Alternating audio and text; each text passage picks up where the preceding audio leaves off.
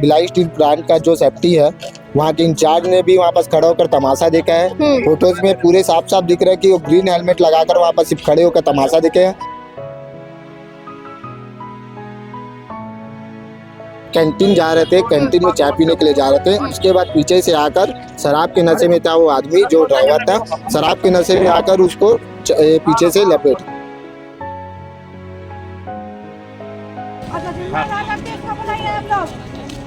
कुछ लोग आए हैं, एक टीम आई है, उस टीम ने उसको पूरा छुपाने का कोशिश किए हैं। सभी ने मिलकर हर्षू आधा घंटा तक जीवित था, एम्बुलेंस में डालते तक वो जीवित था। अभी सीजी भास्कर की टीम मौजूद है भिलाई स्टील प्लांट के सामने, जहां आप देख सकते हैं पीछे जोरदार प्रदर्शन हो रहा है। इस प्रदर्शन के पीछे की वजह है कि आज एक युवक की मौत हो गई है इसी परिसर के अंदर। वो कैंटीन की ओर जा रहे थे चाय पीने के लिए, उन्हें ट्रक वाले ने ठोक दिया और इसी बात को लेकर लोग आक्रोशित हो चुके हैं। उनके परिजन भी यहाँ पे आए हुए हैं, सब प्रदर्शन कर रहे हैं, मुआवजे की मांग कर रहे हैं और जब तक उनकी मांगे पूरी नहीं हो जाती वो यहाँ से नहीं जाएंगे। क्या कुछ उनके आपसी लोगों का कहना है, ये सुनते हैं। सबसे पहले आप अपना परिचय दे दीजिए।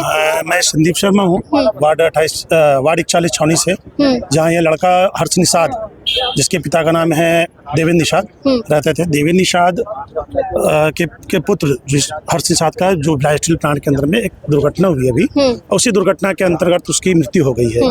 एक ट्रक वाले ने उन्हें पीछे से मार दिया। लड़का, जैसा बताया जा रहा है कि मेरे साथियों के द्वारा उसके साथ में काम करना कि वो लड़का लंच आवर में चाय पीने जा रहा था कैंटीन, उसी समय रोड क्रॉस करते हुए एक ट्रक वाले ने पीछे से मार दिया। ओवर स्पीडिंग का मामला भी है, वहाँ पे गाड़ी बहुत तेज चला रहा था। जिनकी मौत हुई है उनकी जानकारी दे दीजिए। जो जिनके डेथ हुए वो हमारे भाई थे, हमारे साथ क्रिकेट खेलते थे, हमारे साथ आए दिन मिलते जुलते रहते थे। हम लोग सब उनके छावनी के एक परिवार की तरह हैं। यानी आप उनके दोस्त हैं? हाँ, उनके साथ मैंने पढ़ा भी है, मतलब हम लोग बहुत क्लोज रहते थे। यहाँ पर जैसा कि यहाँ का सेफ्टी, जो भिलाई स्टील प्लांट का जो सेफ्टी है, वहाँ के इंचार्ज ने भी वहाँ पास खड़ा होकर तमाशा देखा है। फोटोज में पूरे साफ साफ दिख रहा है कि वो ग्रीन हेलमेट लगाकर वहाँ पास सिर्फ खड़े होकर तमाशा देखे हैं। वो 15-20 मिनट तक वहाँ पास लेटे हुए थे। उनके द्वारा बीएसपी कर्मचारी के उच्च अधिकारियों के द्वारा कोई भी प्रकार की एक्शन नहीं लिया गया है। 15-20 मिनट तक उसे वही जमीन पर हालात पर, दुर्घटना के हालात पर उसे रखा गया है। उसके बाद उनको ले जाकर सेक्टर 9 हॉस्पिटल में हमारे कर्मचारी जो भाई हैं उनके द्वारा ले जाया गया। उसके बाद भी वो 5-6 घंटे तक उनको देखने भी नहीं आया कि क्या है क्या नहीं। उसके बाद अभी हम लोग यहाँ पर प्रदर्शन कर रहे हैं, रेगुलर प्रदर्शन कर रहे हैं। लगातार हम सुबह हो जाए चाहे कल शाम भी हो जाए, हम अपने भाई के लिए लड़ते रहेंगे और उनको उचित मुआवजा दिलाएंगे। मौत किस तरीके से हुई थी? वो कैंटीन जा रहे थे, कैंटीन में चाय पीने के लिए जा रहे थे। उसके बाद पीछे से आकर शराब के नशे में था वो आदमी जो ड्राइवर था, शराब के नशे में आकर उसको पीछे से लपेट दिया। तो यहाँ सुरक्षा नहीं होती, क्योंकि इससे पहले भी कई बार दुर्घटना बहुत ज्यादा होते जा रही है। मैं बीएसपी कर्मचारी और सभी प्रशासनों से हाथ जोड़कर विनती करूंगा कि यहाँ पर उचित व्यवस्था, उचित सेफ्टी और उचित मतलब जो सुविधा है, जैसे 108 वगैरह की जो सुविधा है वो यहाँ एकदम तुरंत तत्काल और अति शीघ्र यहाँ पर व्यवस्था की जाए। आप लोग क्यों बैठे हैं यहाँ पर धरने में, क्या वजह थी? और आप लोगों ने को जानकारी मिली थी कि जिंदा था युवक हर्ष और उसको सफेद कपड़ा पहना दिया, उड़ा दिया गया। प्रत्यक्षदर्शी है, उसका भाई साथ में था ना, सुबह का लड़का साथ में काम करता है, जो बाकी लोग की भी छुट्टी है। हम सबसे मिले अभी, उन सभी ने कहा कि मैडम वो लगभग आधा घंटा जिंदा था और जिंदा होने के बाद भी उसको सफेद कपड़े में हर्ष को बांध दिया गया था। कुछ लोग आए हैं, एक टीम आई है, उस टीम ने उसको पूरा छुपाने का कोशिश किए हैं। सभी ने मिलकर हर्षू आधा घंटा तक जीवित था, एम्बुलेंस में डालते तक वो जीवित था। और अभी आप लोग धरने पर बैठे हैं, क्या वजह है, क्यों यहाँ पर आप लोगों ने धरना देने की मजबूरी आपकी हुई है? मजबूरी तो आपको पता है, हमारा बच्चा तो वापस नहीं आएगा, उसकी भरपाई तो कोई भी चीज़ से की नहीं जा सकती, लेकिन चाहते हैं कि उसके पापा ड्राइवर है और बहुत ही मध्यम वर्गीय परिवार है, रोज कमाने रोज खाने वाला। हर्षू के रहने से इसके घर का थोड़ा जीवन यापिका जो है वो छोटा भाई को पढ़ा भी रहा था। हर्षू अपने काम करके अपने पढ़ाई को बीच में बंद भी किया हर्षू अपने छोटे भाई को पढ़ाने के कारण।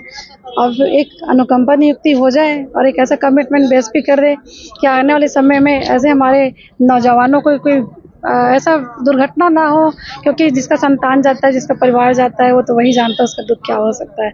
उसकी भरपाई कोई नहीं कर पाएंगे हम सब। के साथ साथ प्रदर्शन में उनके कुछ दोस्त भी मौजूद हैं, उनसे भी जानते हैं जी। कि किस तरीके का उनका स्वभाव था।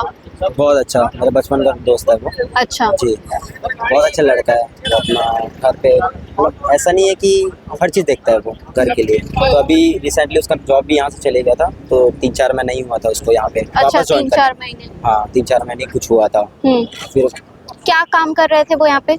वो CNC भी डिपार्टमेंट था जितना हाँ। मेरे को पता है। पहले हाँ। दूसरे डिपार्टमेंट में था, अभी दूसरे में था, बट अभी फिर पता नहीं है। उनके परिवार में कितने लोग हैं? उसका एक छोटा भाई है, मम्मी पापा है। मतलब छोटा भाई है, मतलब परिवार को जो देख रेख है वही कर रहे थे। हाँ, वही कर रहा था। तो क्या कहना चाहेंगे आप, ये जो लापरवाही हुई है इसके बाद भी बताया जा रहा है कि सेफ्टी इंचार्ज भी वहाँ मौजूद थे, फिर भी कोई कदम नहीं उठाया गया। नहीं, बस लगभग 8 से 9 घंटे तो हो ही गए हैं हादसे को, अभी तक कुछ इंसाफ मिला ही नहीं है। आप लोग कब तक रहने के लिए प्रदर्शन जब कब तक तक इंसाफ करेंगे? नहीं मिलता तब तक। आप भी उनके दोस्त हैं? जी, जी, आप उनके स्वभाव के बारे में बताइए, कैसे थे वो? वो स्वभाव में तो बहुत अच्छा था, मतलब घुल मिल के रहना, सबसे नेचर वाइज बहुत अच्छा था। आप लोग को कब पता चला इस घटने के बारे में? हम करीबन हमको पता चला था 1:30 बजे करीब, हम लोग घर पे थे। तो मेरा दोस्त है, मैं उसको स्कूल लेने गया था उसके। तो हमको कॉल आया घर से कि भाई का एक्सीडेंट हो गया है, तो उसको हॉस्पिटल ले गए हैं सेक्टर 9। तो हम लोग डायरेक्ट सेक्टर 9 हॉस्पिटल पहुँचते। जी, बीएसपी में लोग काम करने के लिए आते हैं, इतने सारे लोग, और घटनाएं अक्सर होती रहती है, इस पर क्या कहना चाहेंगे? मैं यही कहना चाहूँगा कि यहाँ पे जो इतनी बड़ी मैनेजमेंट है, उनको अपने वर्करों के देख रेख करना चाहिए, उनको फैसिलिटी देना चाहिए। इतनी बड़ी मेडिकल फैसिलिटी यहाँ पे अवेलेबल है। जैसे कि सब जान रहे हैं कि यहाँ जब घटना हुई हमारे भाई की, तो 15 मिनट तक भाई हमारा मतलब तड़पा है। तो इतनी बड़ी जब मेडिकल फैसिलिटी है, तो यहाँ के जो इंचार्ज हैं उनको तुरंत एक्शन लेके उनको मतलब फैसिलिटी जो है उनको अवेलेबल कराना चाहिए था हमारे भाई को।